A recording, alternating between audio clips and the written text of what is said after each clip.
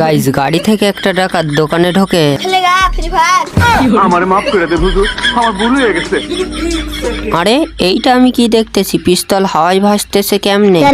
যাই হোক, আপনারা তো জানেনই GW ইজ ব্যাক শামসুল। এই ভিডিওতে লজিক বলে কিছুই নাই। अब देख तू, अब सीधा बेटा कमिश्नर को कॉल लगाता हूँ मैं। तुझे पता है मैं छोटे मोटे बंदों से बात नहीं करता।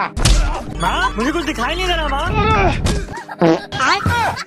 अरे हेलो, अरे कोई मेरी आवाज सुन रहा है? हेलो पप्पा मैं सुन रहा हूँ। এখন যেখানে এইরকম পুলিশ থাকবে সেখানে তো ডাকাতি হবেই। ডাকাত এবার টেলিফোনে ডাকাতি করতে শুরু করে। তুই কি আমারে ফুটপাতের মাস্তান ভাবছস? পিস্তলে ভয় পেয়ে টেলিফোনের ওপাশ থেকে সমস্ত টাকাই দিয়ে দেয়। মানে এইটা কোন ধরনের ডাকাতি ভাই? ডাকাত এবার হ্যান্ডেলে বাড়ি চুরি করতে আসে। এখন কথাতেই তো আছে, কপাল যখন খারাপ থাকে ছায়াও সঙ্গ ছেড়ে দেয়। এই বলদ ডাকাতের দল সিন্ধুকের সামনে এসে লক ঘোরাতেই, যেহেতু এর আর্জেন্টিনার সাপোর্টার সেহেতু ডাকাতি বাদ দিয়ে